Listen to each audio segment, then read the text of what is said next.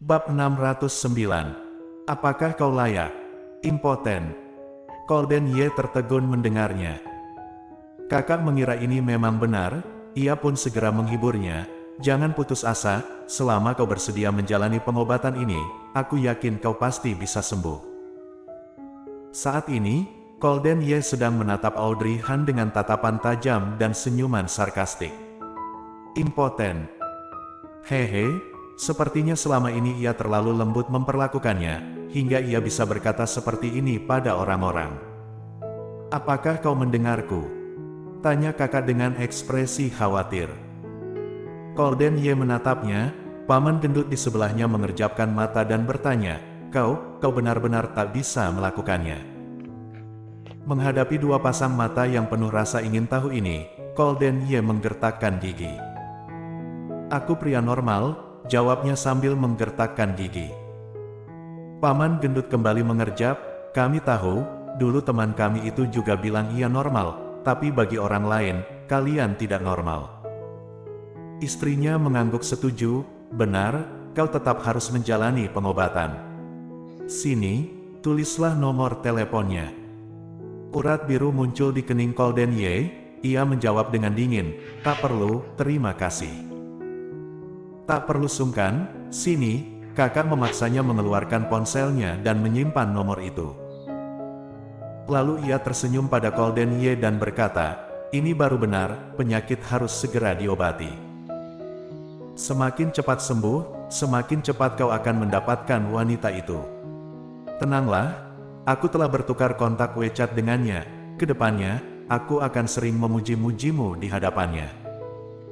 Meskipun malu, Kolden Ye akhirnya berkata, terima kasih. Tak perlu sungkan. Kolden Ye mendengus lalu berjalan menghampiri Audrey Han. Paman gendut bertanya pada istrinya, istriku, tak apakah kita berbuat seperti ini? Tentu tak apa, kita hanya berusaha menjodohkan tetangga kita. Mungkin, mereka memang tak ingin balikan. Tanya paman gendut. Omong kosong, tak bisakah kau melihat ekspresi mereka? Aku seorang wanita, maka aku lebih memahami hal ini daripadamu. Baiklah. Audrey Han mengulurkan tangan, hendak mengambil barang di rak, tapi karena raknya cukup tinggi, dan hari ini ia tak mengenakan high heels, ia merasa agak kesulitan. Ia telah berjinjit, tapi tetap tak dapat meraihnya. Tiba-tiba sebuah tangan meraih barang itu dan menyerahkannya padanya. Audrey Han mendongak, rupanya Kolden Ye. Kau ingin beli ini? Tanya Kolden Ye. Iya. Kolden Ye menatap bagian belakang lehernya. Tampak banyak bekas ciumannya. Jelas-jelas ia telah meninggalkan begitu banyak bekas, dan ia masih bilang, ia impoten. Kolden Ye mendengus, lalu bertanya, apa yang telah kau katakan pada kakak? Jantung Audrey Han berdegup kencang mendengarnya. Tadi, ia melihat kakak mengobrol dengan Kolden Ye. Tapi ia tak dapat mendengarnya karena jaraknya terlalu jauh. Dan ia merasa menguping bukan tindakan yang baik, maka ia tak mempedulikan apa yang mereka bicarakan. Tapi mendengar Kolden Ye bertanya seperti ini, Audrey Han merasa bersalah. Ia tak berani menatap mata Kolden Ye. Ia hanya menggeleng. Tak mengatakan apapun. Oh. Kolden Ye tersenyum tipis dan mencondongkan tubuh mendekatinya. Jika tak mengatakan apapun, kenapa kau begitu gugup? Merasakan panas nafasnya di telinganya, Audrey Han bergidik dan dengan terbata-bata berkata, memangnya iya? Memangnya tidak? Kolden Ye bertanya balik, lalu meniup telinganya. Audrey Han terkejut dan segera menutupi telinganya dan melangkah mundur.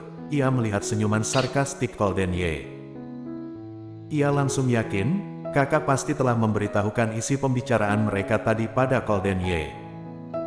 Mana mungkin orang sepertinya bisa menyimpan rahasia. Audrey Han merasa putus asa. Seharusnya ia tak memberitahunya. Ia menggigit bibirnya dan berkata, tidak. Lalu berbalik dan pergi. Saat mereka pergi ke kasir untuk membayar, Kolden Ye berbaris di belakang Audrey Han, sambil memikirkan apa yang akan dilakukannya padanya setelah pulang nanti. agar ia tak menganggap dirinya impoten.